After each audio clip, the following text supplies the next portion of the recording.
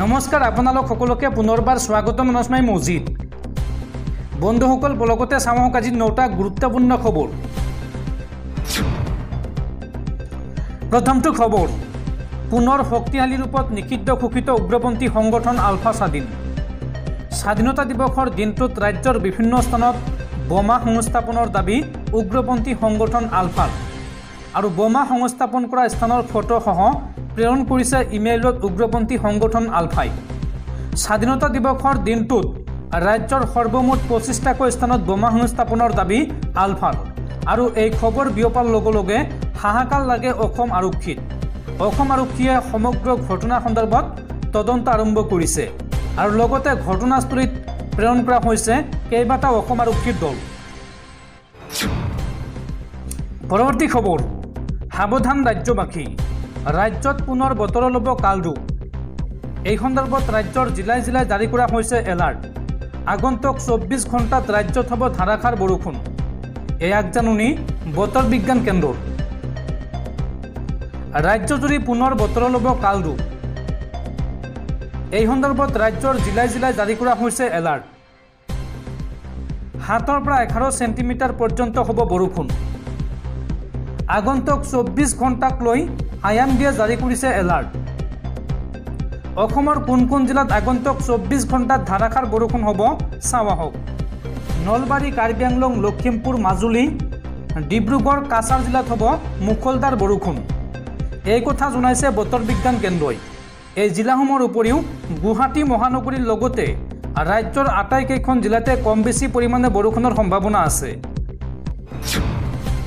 পৰৱৰ্তী খবৰ, অহা 2 অক্টোবৰৰ পৰা ৰাজ্যত আৰম্ভ হ'ব মিছন বসুন্ধৰা 3.0। মাটি বাৰীক লৈ মুখ্যমন্ত্ৰী হিমন্ত বিশ্ব শৰ্মাৰ বৃহৎ ঘোষণা। অহা 2 অক্টোবৰত ৰাজ্যত আৰম্ভ হ'ব বসুন্ধৰা 3.0।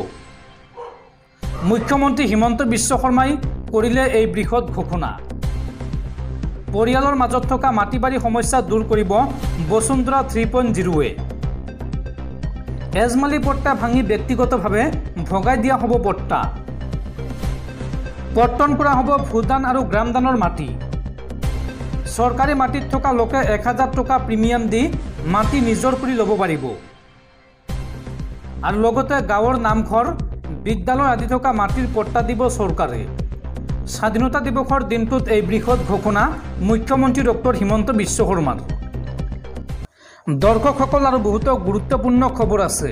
তাৰ আগতে আপোনাক জনাওঁ যে যদি আপুনি এতিয়ালৈকে এইটো ভিডিঅ'ত লাইক কৰা নাই তেন্তে এতিয়াই ভিডিঅ'টোত লাইক কৰি দিয়ক আৰু এনেকুৱা ধৰণৰ ভিডিঅ'সমূহ নিতৌ চাবলৈ চেনেলটো ছাবস্ক্ৰাইব কৰি কাষত থকা বেল আইকনটো প্ৰেছ কৰি ৰাখক। পৰৱৰ্তী খবৰ, বিদ্যুৎ গ্ৰাহকসকলৰ বাবে জৰুৰী খবৰ।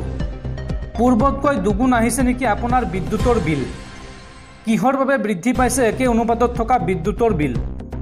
যদিহে আপোনাৰ মিটাৰৰ বিসংগতি অনুভৱ হৈছে তেন্তে আপুনি APDCLক দিব পাৰিব কমপ্লেইন।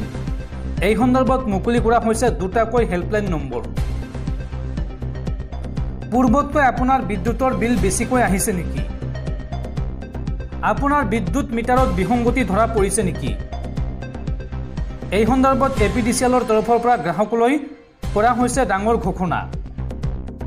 স্মাৰ্ট মিটাৰ সন্দৰ্ভত যিকোনো সমস্যাৰ বাবে মুকলি কৰা হৈছে ফোন নম্বৰ। বিদ্যুৎ বিল বেছি হোৱাক লৈ আপুনি প্ৰশ্ন কৰিব পাৰিব। যদিহে আপোনাৰ অধিক বিদ্যুতৰ বিল দিবলৈ বাকী আছে তেন্তে সেয়াও সহজতে পৰিশোধ কৰিব পাৰিব। এই সন্দৰ্ভত 2টাকৈ নম্বৰ মুকলি কৰিছে APDCLে। নম্বৰ 2টা হৈছে ক্ৰমে প্ৰথম নম্বৰটো হৈছে 1912 আৰু দ্বিতীয়টো নম্বৰ হৈছে 7575999666 আৰু এই নম্বৰত আপুনি হোৱাটছআপ যোগেও জনাব পাৰিব আপোনাৰ সমস্যাৰ কথা। লগতে support@apdcl.org-ত আপোনালোকে মেইল কৰিও জনাব পাৰিব আপোনাৰ সমস্যাৰ কথা। পৰৱৰ্তী খবৰ, উত্তৰ পূৰ্বাঞ্চলৰ ক্ৰিকেটাৰসকলৰ বাবে ভাল খবৰ। BCCIয়ে উত্তৰ পূৰ্বাঞ্চলৰ 6খন ৰাজ্যত নিৰ্মাণ কৰিব নেশ্যনেল ক্ৰিকেট একাডেমী। এই কথা জনাইছে BCCIৰ সচিব জয় শাহে। পৰৱৰ্তী খবৰ, স্বাধীনতা দিৱসৰ দিনটোত ৰাজ্যৰ কেইবাটাও প্ৰান্তত উদ্ধাৰ হৈছে বোমা। গুৱাহাটীৰ দুটাকৈ স্থানত পোৱা গৈছে বিস্ফোৰক সামগ্ৰী আৰু এই সমগ্ৰ ঘটনাক লৈ মুখ্যমন্ত্ৰী ডক্টৰ হিমন্ত বিশ্ব শৰ্মাৰ প্ৰথমটো প্ৰতিক্ৰিয়া। প্ৰগতিৰ যাত্ৰাত বাধা নিদিয়াৰ বাবে পৰেশ বৰুৱালৈ আহ্বান হিমন্ত বিশ্ব শৰ্মাৰ। ৰাজ্যৰ বিভিন্ন প্ৰান্তত সৃষ্টি হোৱা বোমাতংকক লৈ মুখ্যমন্ত্ৰীৰ প্ৰথমটো প্ৰতিক্ৰিয়া। গুৱাহাটীৰ লগতে ৰাজ্যৰ বিভিন্ন প্ৰান্তত উদ্ধাৰ হৈছে বোমা। ভিডিঅ'ৰ যোগেদি কালি এই কথা প্ৰকাশ কৰিছিল সংগঠনটোৱে। আৰক্ষীয়ে বোমা পাইছে নে নাই সেয়া আৰক্ষীয়ে প্ৰকাশ কৰিব। এই ঘটনাৰ মাজতে বিশেষ অনুৰোধ মুখ্যমন্ত্ৰী হিমন্ত বিশ্ব শৰ্মাৰ। হিমন্ত বিশ্ব শৰ্মাৰ মন্তব্য, অসমত এতিয়া কোম্পানীয়ে বিনিয়োগ কৰা আৰম্ভ কৰিছে। টাটাই ছেমি কণ্ডাক্টৰ প্ৰকল্প আৰম্ভ কৰিছে। বহু বছৰৰ মূৰত অসমত বিকাশ হৈছে। অসমত বিনিয়োগৰ পৰিৱেশটো নষ্ট কৰিব নালাগে। পৰেশ বৰুৱালৈ মুখ্যমন্ত্ৰী হিমন্ত বিশ্ব শৰ্মাৰ এই আহ্বান। উল্লেখযোগ্য যে অসমত প্ৰায় বৰ্তমান 14 লাখ নিবনুৱা যুৱক যুৱতী আছে আৰু উদ্যোগ নাহিলে অসমৰ যুৱক যুৱতীসকল বহিৰ্ৰাজ্যলৈ যাব লাগিব। অসমৰ যুৱক অসমত নাথাকিলে ইয়াৰ কোনো অৰ্থ নাথাকিব। অসমত চেকা লগা কাম যাতে আমি নকৰোঁ। আলাপ আলোচনাৰ মাজেৰে সকলো সমস্যাৰ সমাধান কৰিব লাগে।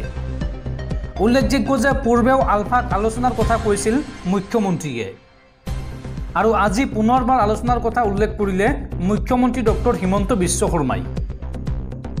অসমত যাতে বিকাশৰ ধাৰা স্তব্ধ নহয় তাৰ বাবে আলফাৰ মুখ্য সেনাধ্যক্ষ পৰেশ বৰুৱাক আহ্বান মুখ্যমন্ত্ৰী হিমন্ত বিশ্ব শৰ্মাৰ। পৰৱৰ্তী খবৰ, ৰাজ্যবাসীলৈ জৰুৰী খবৰ। ৰাজ্যত আহি আছে নতুন ৰাজু আইন আৰু এতিয়াৰ পৰা হিন্দুৰ মাটি মুছলমানে আৰু জনজাতীয় লোকৰ মাটি অন্য লোকে ক্ৰয় কৰিব নোৱাৰিব। স্বাধীনতা দিৱসৰ দিনটোত পুনৰবাৰ এই বৃহৎ ঘোষণা কৰিছে মুখ্যমন্ত্ৰী হিমন্ত বিশ্ব শৰ্মাই। আহি আছে ৰাজু আইন। স্বাধীনতা দিৱসত মুখ্যমন্ত্ৰীৰ ডাঙৰ ঘোষণা। এতিয়াৰ পৰা হিন্দুৰ মাটি মুছলমানে আৰু জনজাতীয় লোকৰ মাটি অন্য লোকে ক্ৰয় কৰিব নোৱাৰিব। এতিয়াৰ পৰা যধে মধে কোনেও মাটি ক্ৰয় বিক্ৰয় কৰিব নোৱাৰিব। এতিয়াৰ পৰা হিন্দুৰ মাটি ক্ৰয় কৰিবলৈ মুছলমানে ল'ব লাগিব মুখ্যমন্ত্ৰীৰ অনুমতি আৰু মুখ্যমন্ত্ৰীৰ অনুমোদনৰ পিছতহে ক্ৰয় বিক্ৰয় কৰিব পাৰিব মাটি। অবিভক্ত গোৱালপাৰা জিলা, বটদ্ৰৱা আৰু বৰপেটাত মাটি ক্ৰয় বিক্ৰয় কৰিবলৈ মুছলমানে ল'ব লাগিব অনুমতি। জাতি মাটি ভেটি ৰক্ষাৰ স্বাৰ্থত ৰাজ্য চৰকাৰে আনিছে এই ৰাজু আইন। ৰাজ্যৰ পৰিৱৰ্তিত জনগাঁথনিক লৈ চিন্তিত অসম চৰকাৰ আৰু থলুৱা লোকৰ মাটি সুৰক্ষিত কৰাৰ স্বাৰ্থত লোৱা হৈছে এই ডাঙৰ সিদ্ধান্ত।